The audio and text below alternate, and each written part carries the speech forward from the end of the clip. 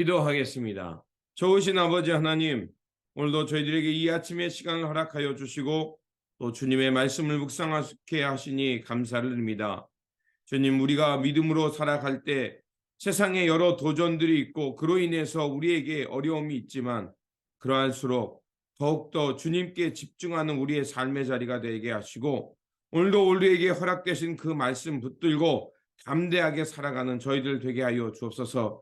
그래서 마침내 하나님의 영광을 드러내는 믿음의 자리가 되게 하여 주시고 주님의 이름이 높아지는 우리의 선택이 되게 하여 주옵소서. 우리 구주 예수 그리스도 이름으로 기도드립니다. 아멘. 오늘 우리에게 주신 말씀은 사무엘하 10장, 본문 읽기는 10장 6절에서 14절입니다. 암몬 자손이 자기가 다윗에게 미움이 된 줄 알고 사람을 보내어 벳르홉 아람 사람과 소바 아람 사람의 보병 2만과 마가야 왕과 그 사람 1천과 돕 사람 1만 2천을 고용한지라. 다윗이 듣고 요압과 용사의 온 무리를 보내매 암몬 자손은 나와서 성문 어귀에 진을 쳤고 소바와 르홉 아람 사람과 돕과 마가 사람들은 따로 들에 있더라. 요압이 앞뒤에 친 적진을 보고 이스라엘에 뺀 자 중에서 또 빼서 아람 사람을 대하여 진치고 그 남은 무리는 그 아우 아비새의 수하에 붙여 암몬 자손을 대하여 진치게 하고 가로되 만일 아람 사람이 나보다 강하면 내가 나를 돕고 만일 암몬 자손이 너보다 강하면 내가 가서 너를 도우리라. 너는 담대하라. 우리가 우리 백성과 우리 하나님의 성읍들을 위하여 담대히 하자. 여호와께서 선히 여기시는 대로 행하시기를 원하노라 하고 요압과 그 종자가 아람 사람들을 향하여 싸우려고 나아가니 저희가 그 앞에서 도망하고 암몬 자손은 아람 사람의 도망함을 보고 저희도 아비새 앞에서 도망하여 성읍으로 들어간지라. 요압이 암몬 자손을 떠나 예루살렘으로 돌아가니라. 아멘. 오늘 본문 말씀은 다윗은 이웃과 선을 행하며 이렇게 평화를 이루며 살고자 했지만 그 주변 국가들은 다윗과 그럴 관계를 맺기 싫어합니다. 그래서 그 다윗과 전쟁을 하게 되고 결국 암몬 사람들이 패하게 되는 말씀입니다. 다윗은 과거 암몬 왕 나하스에게 그 받은 은혜가 있었기 때문에 그 나하스 왕이 죽게 되자 신하들을 보내서 이제 조문을 하고자 했습니다.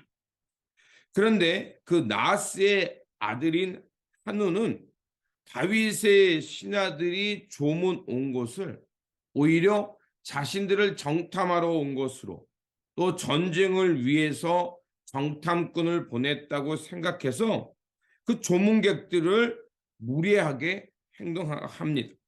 그래서 어떻게 했냐면 그들의 수염을 깎고 하체를 드러내도록 옷을 잘라버렸습니다.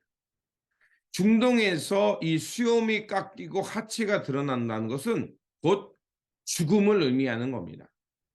그렇기 때문에 이 신하들의 조문객들을 이렇게 치욕적으로 했다는 것은 나는 너희와 좋은 관계를 맺고 싶지 않다. 곧 전쟁을 선포하는 것과 같은 것이었습니다. 다윗의 신하들이 이렇게 치욕적으로 암몬 사람들에게 이렇게 당했다는 것을 다윗이 듣게 되자 이제 다윗은 암몬과 전쟁을 하게 됩니다. 그들이 이렇게 치욕적으로 수치심이 드러났기 때문에 그들은 왕궁으로 돌아올 수 없어서 잠시 동안 여리고에 머물면서 수염이 자라고 의복을 갈아입고 이렇게 그들의 하체를 가릴 수 있는 기간을 주었던 것입니다. 결국 이 일을 통해서 암몬 자손과 전쟁을 치르게 됐고 그리고 다윗은 이 전쟁을 위해서 이제 군사들을 모집합니다. 암몬도 자신이 다윗에게 이렇게 치욕적으로 했기 때문에 전쟁이 일어날 것을 알았고요. 그래서 주변 여러 국가들에게 이제 사람들을 보내서 용병을 구한 거죠. 그리고 전쟁을 준비합니다. 다윗은 이제 군사령관 요압을 통해서 이스라엘 백성 중에서 용맹한 사람들을 특수부대로 만들어서 전쟁에 나갑니다. 특히 요압의 동생인 아비새를 격리하면서 이 싸움을 통해서 하나님의 선한 역사를 드러내야 된다라고 이렇게 각인시키며 그에게 용기를 주는 것을 볼 수가 있습니다. 하지만 이 전투는 사실 쉬운 전투가 아니었습니다. 왜냐하면 지금 다윗의 군대와 주변에 있는 암몬 자손뿐만이 아니라 주변에 있는 여러 그 용병들이 있는 것이었습니다. 그렇기 때문에 이 전장에서 만약에 그 어느 한 부분이라도 이렇게 무너지게 되면, 진영이 무너지게 되면 결국 다윗의 군대는 전멸할 수밖에 없는 이런 위기에 빠지는 거였습니다. 그래 반대로 또 용병들을 데리고 와서 전쟁을 하는 암몬, 그들에게도 약점은 있죠. 왜냐하면 용병이기 때문에 그 나라와 민족을 구하기 위한 그 충성심이 약하다는 거죠. 다윗은 그래서 그 전쟁에 나가는 무리에게 담대함을 전합니다. 그러면서 내가 약하면 네가 와서 나를 돕고 또 네가 약하면 내가 가서 돕겠다. 그래서 이게 하나의 민족의 공동체 그리고 하나님의 말씀의 공동체를 이루겠다라는 그런 그 충성심이 있기 때문에 그들에게는 이런 단단한 끈과 같은 이런 의리가 있었던 거죠. 그래서 다윗은 다시 한번 그 전쟁에 나가는 그 아비새에게 이렇게 격려합니다. 너는 담대하라.